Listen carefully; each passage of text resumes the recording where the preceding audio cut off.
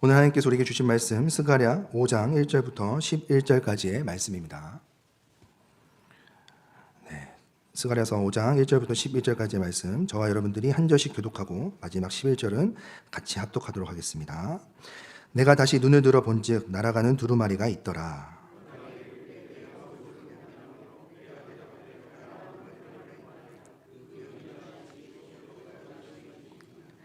그가 내게 이르되 이는 온 땅 위에 내리는 저주라. 도둑질하는 자는 이쪽 글대로 끊어지고 맹세하는 자는 저쪽 글대로 끊어지리라 하니,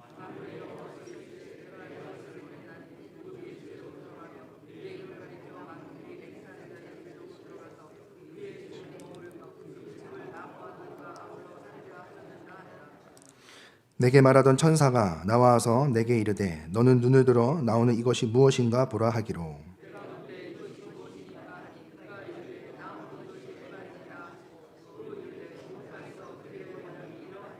이 에바 가운데는 한 여인이 앉았느니라 하니 그때에 둥근 납 한 조각이 들리더라.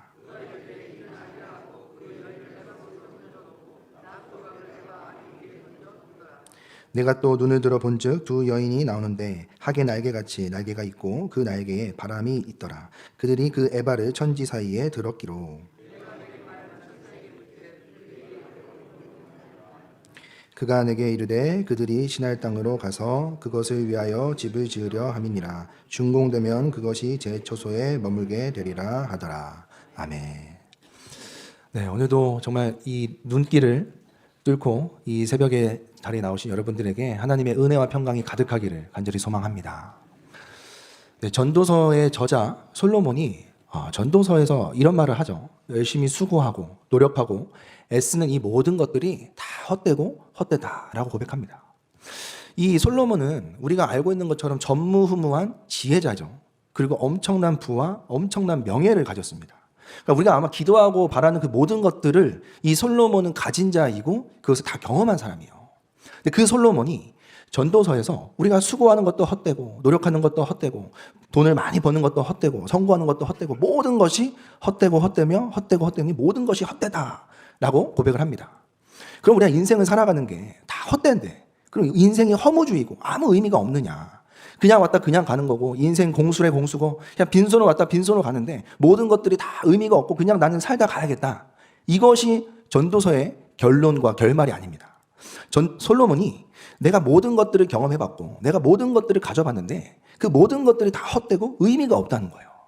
그런데 이 솔로몬이 이 전도서에서 말하는 그 결론은 무엇이냐면 모든 것들이 헛되고 의미가 없지만 헛되지 않은 것이 하나 있다는 것입니다.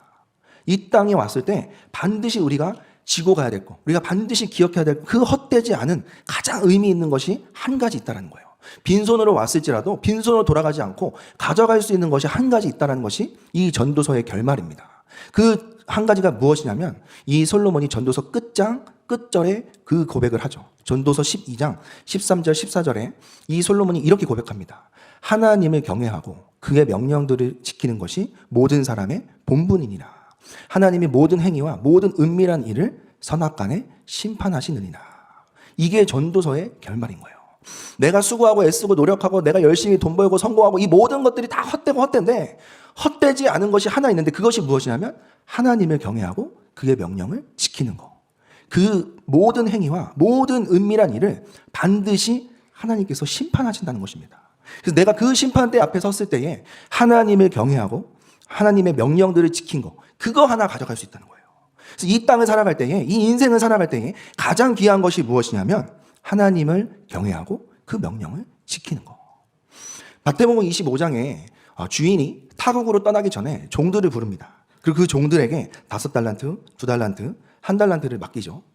그리고 나서 이 주인이 타국으로 떠납니다. 1년이 지나고 5년이 지나고 10년이 지나도 이 주인이 돌아오지 않아요.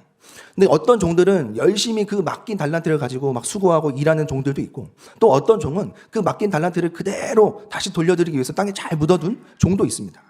근데 시간이 지나서 돌아오지 않을 것만 같았던 그 주인이 갑자기 돌아오게 되죠. 그리고 어떻게 합니까? 결산을 하는 거예요. 그 맡긴 달란트를 결산을 합니다. 그 결산을 통하여서 누구는 착하고 충성된 종, 누구는 악하고 게으른 종이 되는 거죠. 여러분, 우리가 인생을 살아갈 때 반드시 기억해야 될 것은 무엇이냐면, 우리가 이 인생을 살고 나서 그냥 끝나는 것이 아니라 이 인생을 다 살고 나면 반드시 심판과 결산의 날이 온다는 것입니다. 이 믿음을 갖고 살아가는 그 사람이 거룩하고 구별된 삶을 살 수 있는 거예요. 오늘 저희가 읽은 이 스가랴 5장 1절 말씀에 보면 이런 말씀이 있습니다. 내가 다시 눈을 들어 본즉 날아가는 두루마리가 있더라. 이 1절 말씀에 나오는 두루마리가 무엇이냐면, 이 두루마리에 하나님의 말씀이 가득 적혀 있는 거예요. 하나님의 말씀이 적혀 있는 이 두루마리가 막 하늘을 날아다닙니다. 근데 이 두루마리의 크기가 어떻습니까? 2절 말씀 보세요. 그 길이가 20규빗이요 너비가 10규빗입니다. 그러니까 20규빗이라는 것은 10m고요. 10규빗이라는 것은 5m입니다. 그러니까 이 두루마리의 크기가, 길이는 10m, 이 너비는 5m가 되는 이 두루마리가 막 하늘을 막 날아다니고 있는 거예요. 근데 이 두루마리가 이제 어떻게 되냐면 4절 말씀해 보세요. 만군의 여호와께서 이르시되 내가 이것을 보냈나니 도둑의 집에도 들어가며 내 이름을 가리켜 망령되어 맹세하는 자의 집에도 들어가서 그의 집에 머무르며 그 집을 나무와 돌과 아울러 사르리라 하셨느니라 하니라. 이 말씀이 적혀있는, 하나님의 말씀이 적혀있는 이 두루마리가 막 하늘을 날아다니면서 이 집, 저 집, 이 사람, 저 사람, 이곳, 저곳을 막 들어가는 거예요. 그러면서 어떻게 합니까? 심판과 결산하는 거예요. 그 모든 행위와 모든 은밀한 일을 심판하고 결산하는 것입니다. 그 심판과 결산의 기준은 무엇입니까? 하나님의 말씀이에요. 말씀. 이 말씀을 캐논이라고 하죠. 캐논. 이 캐논은 무엇이냐면 흔들리는 갈대 속에서 흔들리지 않고 치우치지 않고 곧게 서 있는 이 막대기가 캐논. 그것이 바로 하나님의 말씀인 것입니다. 이 갈대가 바람에 따라서 흔들리고 세상에 따라서 흔들리고 왔다 갔다 하고 치우치고 넘어지고 꺾이는데, 이 세상을 흘러가지 않고 이 세상을 따라가지 않고 꺾이지 않고 치우치지 않고 곧게 서 있는 그 막대기가 바로 기준이 되는 거예요. 그것이 바로 하나님의 말씀인 것입니다. 세상은 바뀌고 시대는 변하고 시대는 계속해서 흔들리겠지만 이 세상을 쫓아가지 않고 이 세상이 아무리 바뀌어도 영원히 변치 않고 영원히 시들지 않는 이 말씀이 우리 심판과 결산의 기준이 되어주는 거예요. 이 말씀을 통하여서 이스라엘 백성들의 그 모든 행위와 모든 은밀한 일을 하나님께서 심판하시고 결산하십니다. 근데 그 말씀을 비춰보니까 그들의 죄악들이 쏟아지고 드러나게 되는데, 그들의 죄악이 무엇입니까? 도둑질하고 이웃의 것을 뺏고 그리고 하나님의 이름을 망령되이 일컫는 거예요. 이 두 가지 큰 죄악들이 이스라엘 백성들 가운데서 가득 넘쳐나고 가득 쏟아져 나오는 것입니다. 그럼 왜 이스라엘 백성들이 그 당시에 왜 도둑질을 하고 왜 여호와의 이름을 망령되이 일컬었을까? 왜 그 죄가 그렇게 이스라엘 백성들 가운데에 만연했을까? 여러분, 이 스가랴서의 배경은 이스라엘 백성들이 바벨론 포로로 끌려갔다가 70년 만에 다시 돌아온 상황입니다. 70년 동안 이 예루살렘이 텅 비어 있었던 거예요. 그러니까 모든 것들이 황폐해지고 모든 것들이 피폐해지고 모든 것들이 무너지고 모든 것들이 파괴되어진, 그냥 가난하고 어려운 피폐해진 그런 곳이 바로 지금 이 현실인 거예요. 근데 이스라엘 백성들이 이 바벨론 포로로 끌려갔다가 돌아올 때 너무 기쁘고 너무 행복했어요. 그 당시에 그 고백을 시편 126편 1절 2절 말씀이 이렇게 고백합니다.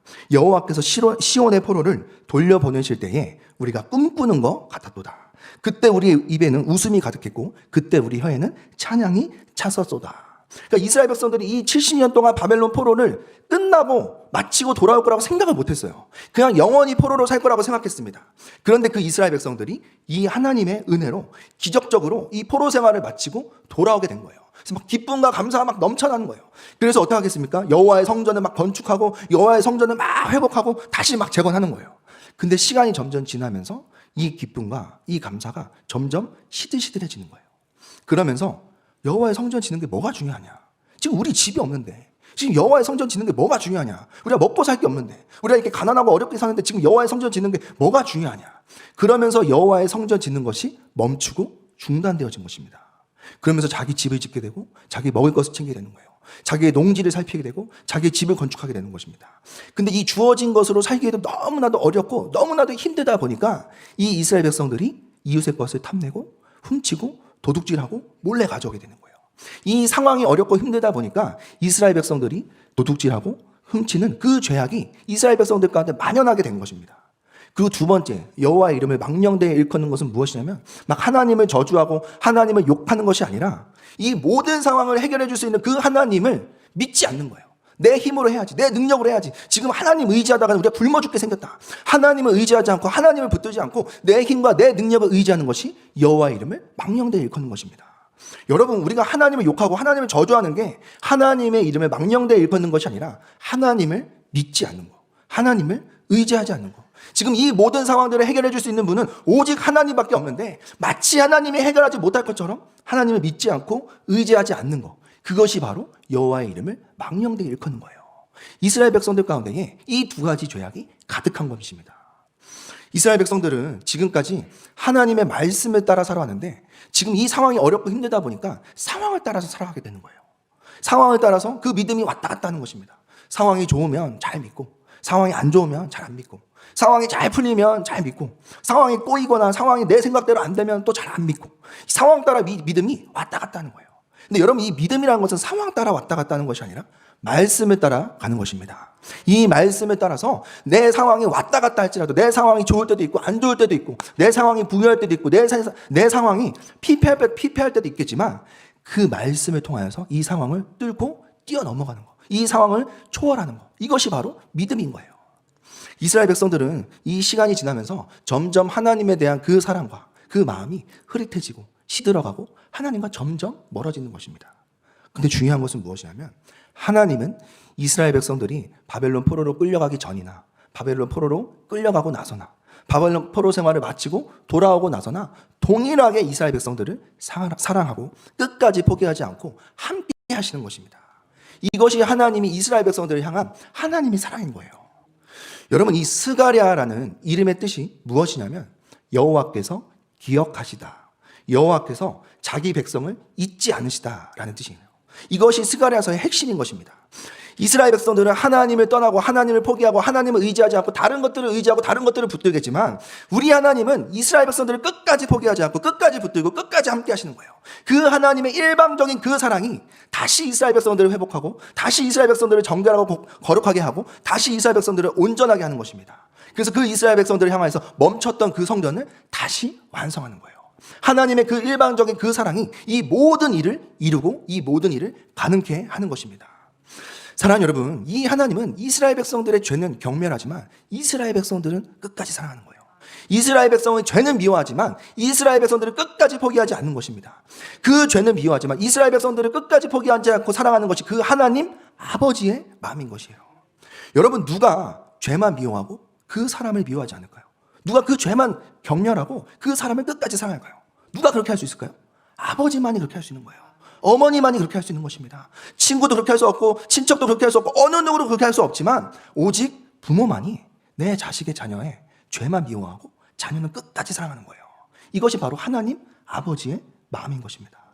내 백성 이스라엘이 이웃의 것을 탐내고 도둑질하고 하나님의 이름을 망령되이 일컬었을지라도 내가 그 죄는 미워하지만 이스라엘 백성들을 끝까지 포기하지 않고 다시 온전하고 거룩하게 회복할 것이다. 이것이 하나님이 스가랴서를 통해서 보여주는 하나님의 사랑인 것입니다.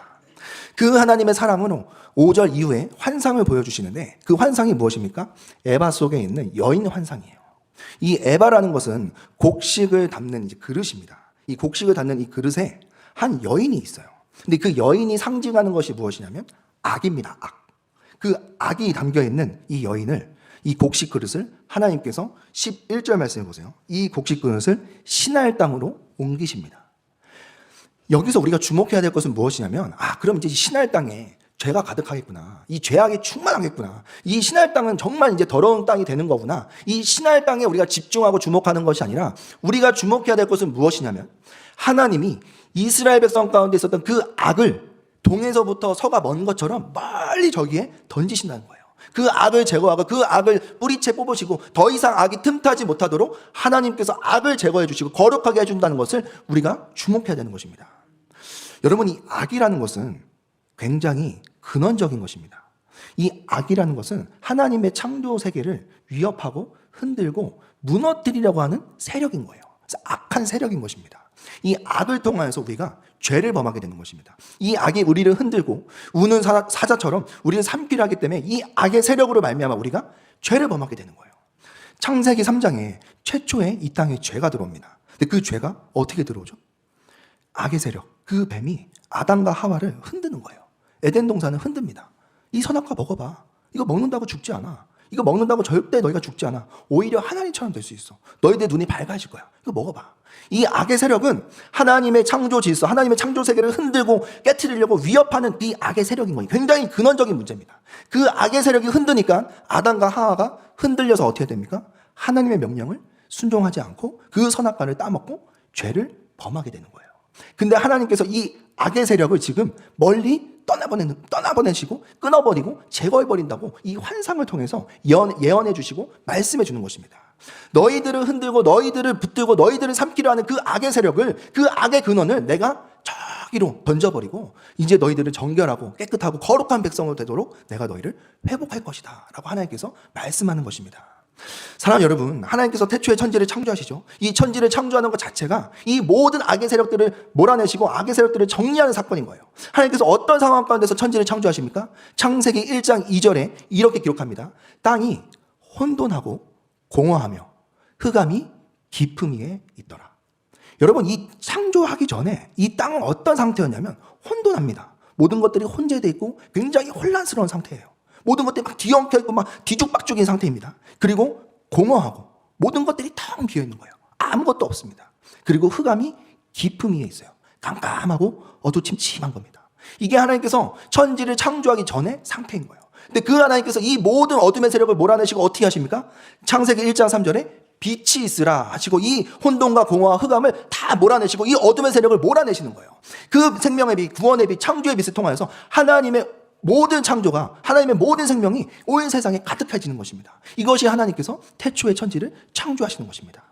하나님께서 이렇게 천지를 창조하신 그 하나님께서 계속해서 이 악의 세력들을 몰아내시고 이 악의 세력들을 정리하시고 어둠을 몰아내시고 계속해서 창조해 가시고 계십니다. 그리고 마침내 최후의 날에, 그 마지막 날에 모든 악을 물리치시고 제거하실 거예요.